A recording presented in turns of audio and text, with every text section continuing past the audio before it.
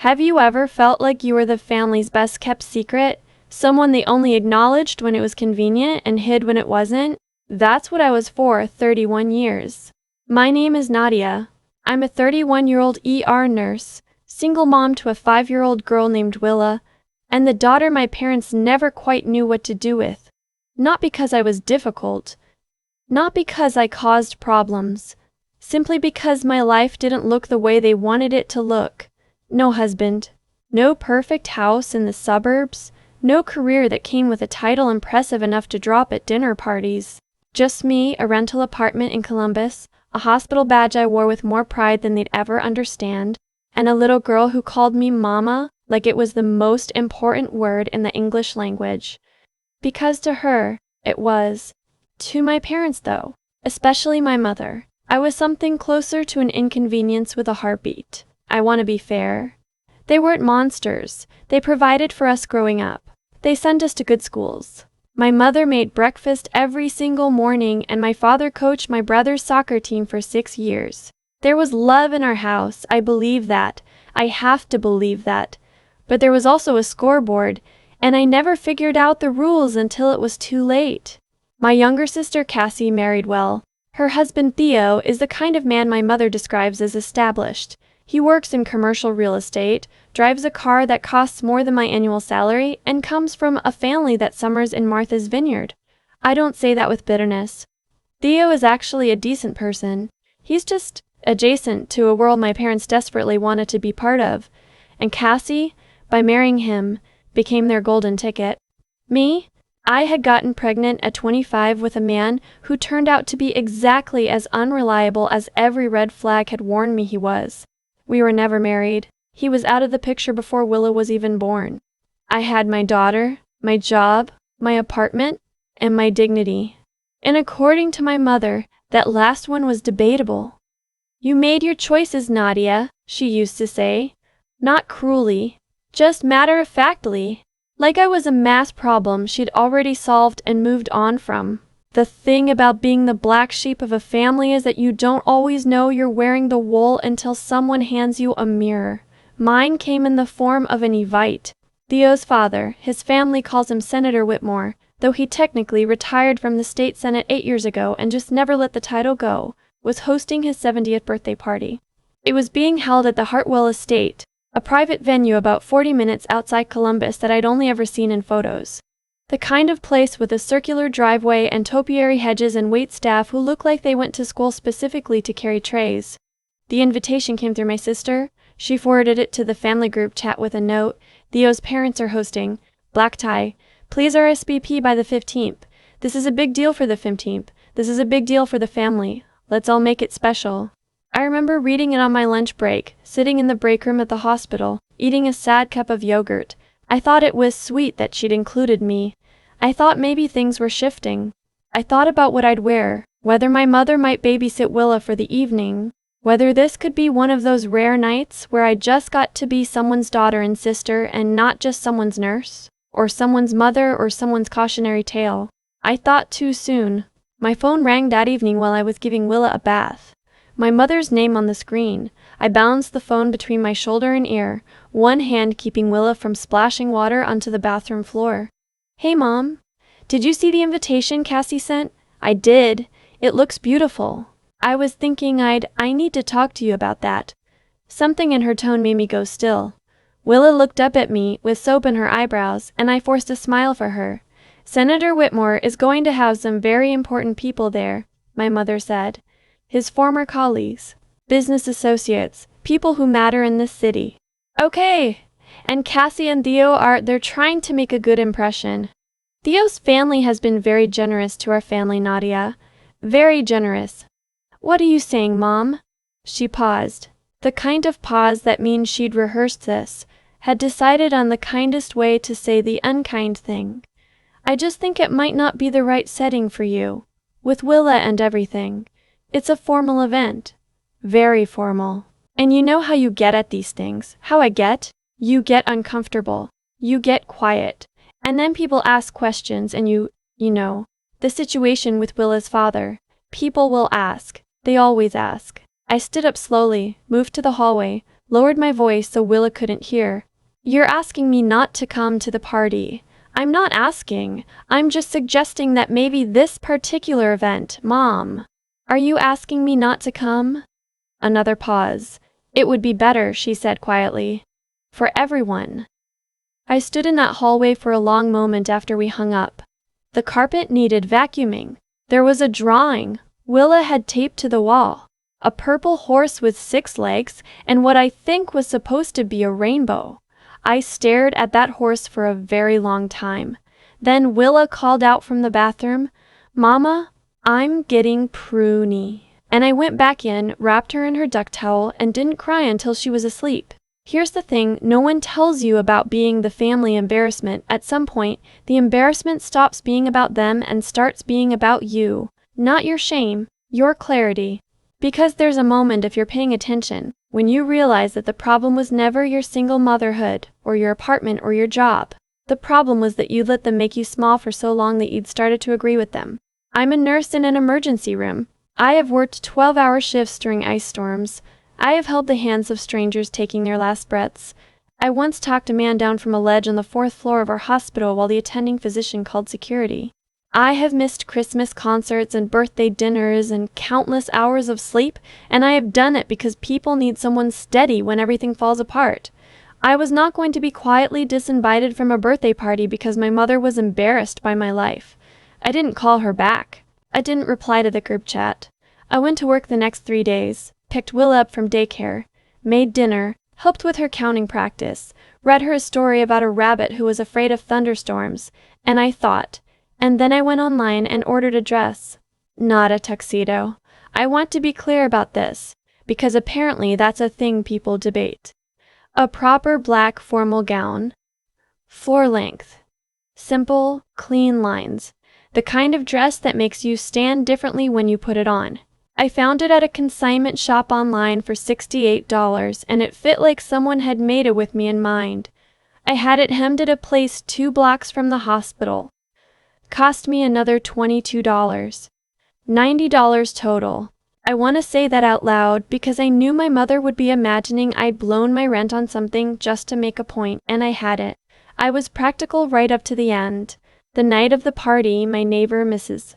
Okafor, 63 years old, grandmother to 11, baker of the best sweet potato pie I have ever eaten, agreed to watch Willa. I'd asked her 3 days before. She'd said yes without even asking why, because that's the kind of person she is.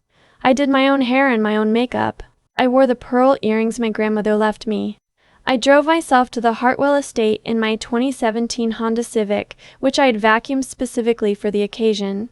I sat in the parking lot for 4 minutes. Just sat there. The building was lit up gold from the outside. I could see valets in red vests. I could hear faintly music. I thought about my mother's voice on the phone. It would be better. For everyone. I thought about Willa's purple horse on the wall. I got out of the car. The woman at the check-in table found my name. Cassie had put me on the list, bless her, either out of guilt or genuine kindness, I still don't know which, and gave me a wristband and a smile and directed me toward the main hall. The room was extraordinary. I'll give them that. High ceilings with chandeliers, round tables with tall floral centerpieces, a string quartet in the corner playing something soft and classical. 120 people, maybe more, everyone in black tie as promised. I spotted my mother almost immediately. She was standing near the bar with my father and Cassie and Theo, and when she saw me, the color changed in her face in a way I will not forget for the rest of my life. Not anger. Not quite.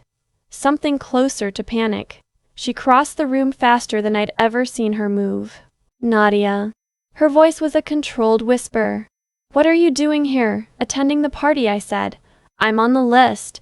I told you, I know what you told me, Mom. Cassie appeared at my mother's shoulder. Her expression was harder to read.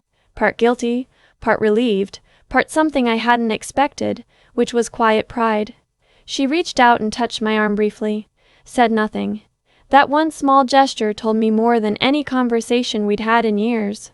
My mother was still talking, something about Senator Whitmore's associates and appropriate timing, and could I just please step outside for a moment, but I had stopped listening because something across the room had caught my attention. There was a man in a dark navy suit near the far end of the room, talking to a small group of people. He was tall, silver-haired, probably early 60s, commanding in the way that some people simply are, not because they demand it, but because the room just orients around them naturally.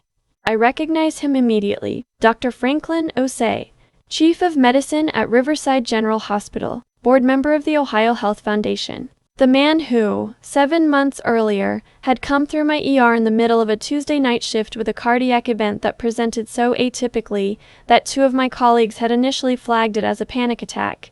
I hadn't. I'd pushed for the EKG. I'd been the one who caught the ST elevation. I'd been the one standing next to the attending, talking through what I was seeing, fast and calm, while we got the crash cart.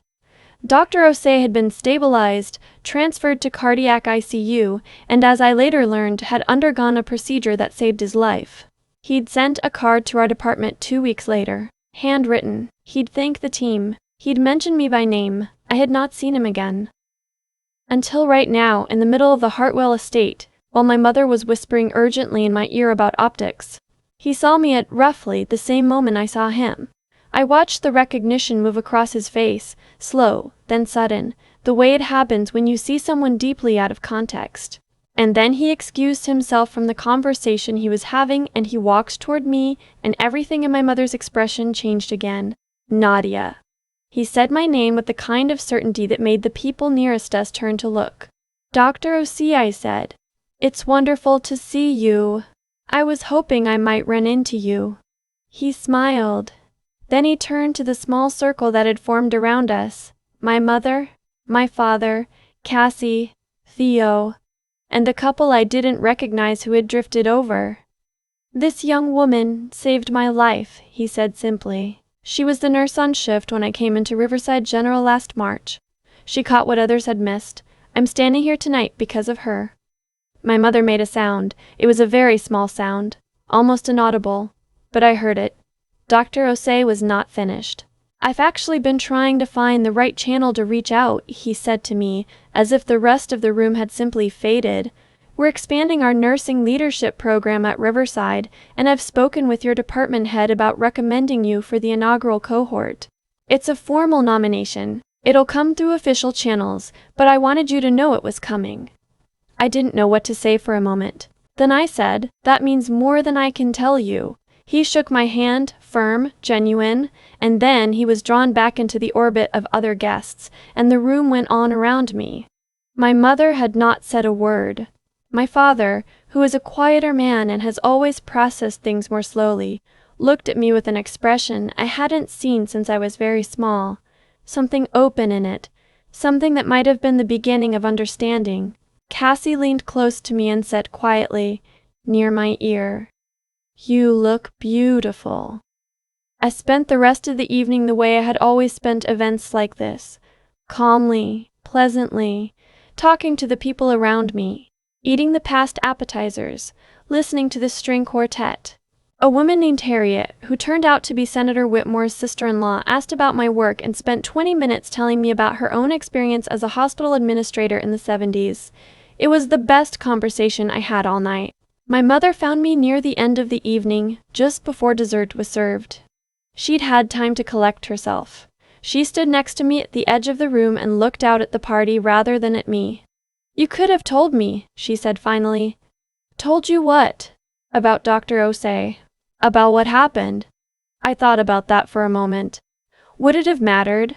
Would you have still wanted me there, Mom? Or would you have only wanted me there because of it? She didn't answer. That was its own answer. "I didn't come tonight to prove something to you," I said. "I meant it. I came because I deserved to be here. Not because of Dr. Osei, not because of my job or a nomination or anything you could put on a list and show people. I came because I am your daughter and I have always deserved to be in the room." She turned to look at me then. Her eyes were bright in the way that sometimes comes before tears and sometimes doesn't. I honestly couldn't tell which this was. "You're right," she said. Just that. 2 words. Quiet and almost lost under the sound of the music and the crowd. I didn't hug her. I didn't cry. I didn't make a speech. Some moments don't need punctuation. I drove home a little after 10. Mrs. O'Coffer was watching a baking competition on television when I came in. Willa asleep on the couch with her head on a throw pillow, one arm around her stuffed bear. I thanked Mrs. Okafor and walked her to the door, and then I sat on the edge of the couch next to my daughter. She had her father's eyelashes and my stubborn jaw, and she was the best thing I had ever done with my life, bar none. I thought about what it means to be invisible in your own family, how it sneaks up on you, how it starts small, a dinner you're not included in, a conversation that stops when you walk into the room, a birthday party you're quietly asked to skip. How each individual moment seems manageable until you add them all up and realize the sum is this. You have been teaching yourself that you don't belong. I had stopped taking that class. Whatever came next, the nomination or no nomination, my mother's 2 words or 1,000 more conversations that went in circles, I had shown up in that room as myself. $90 dress, 2017 Civic, pearl earrings, and 31 years of a life I had built with my own hands. I had walked in, and I was not going to let anyone walk me back out again. I looked down at my sleeping daughter and thought, you will never wonder if you belong somewhere. Not on my watch. That's not a grand statement. It's just a promise. The kind that doesn't need an audience. The kind I intended to keep. I've been thinking about that night a lot lately. Not the party itself, the parking lot. Those 4 minutes I sat in my car with the engine off, staring at the gold light coming through the windows of the Hartwell estate, telling myself I had every right to walk through that door. Because that's the part nobody talks about. The moment before. The part where you have to decide, quietly and alone, whether you believe your own worth, or whether you're going to let someone else's judgment become the verdict. My mother didn't make me feel small in one big dramatic moment. It was small moments, accumulated over years. A word here, a pause there, a phone call where she very carefully explained that my presence would be a problem. People who diminish you rarely do it loudly. They do it gently, reasonably, always with some practical justification attached. And if you're not paying attention, if you've been tired and busy and stretched thin the way single mothers tend to be, you can absorb those small moments until they start to feel like the truth. I had absorbed a lot of them. What I understand now is that the night at the Hartwell estate was never really about Dr. O.C. His being there was timing, circumstance. The kind of thing that happens when you've done good work quietly, without an audience, for long enough. What he said in that room didn't create my worth. It just reflected it back in a way my mother couldn't look away from. That's the thing about integrity, and I mean real integrity. Not the performative kind, not the kind you dust off for people who are watching. The kind you practice at 2 in the morning in a fluorescent lit ER when no one is keeping score. It compounds, it builds. And eventually it shows up in rooms you weren't expecting, in voices you didn't plan for, in ways that catch everyone off guard, including you. My mother said, "You're right," that night, and I meant it when I told her those 2 words were enough. Not because I'd given up wanting more, but because I understood, standing there in that room, that her acknowledgement was never the thing I'd actually been waiting for. What I'd been waiting for was my own. Willa is going to grow up watching me make choices. She doesn't know that yet. She's 5, she's mostly focused on her stuffed bear and whether her cereal has the right ratio of marshmallows, but she's watching. Kids always are. And what I want her to see is not a mother who waited for permission to take up space.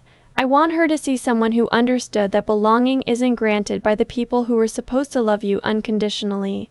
Belonging is something you decide for yourself and then you walk in the door. The dress cost me $90. I drove myself, I did my own hair, and I sat at that table like I had every right to be there. Because I did.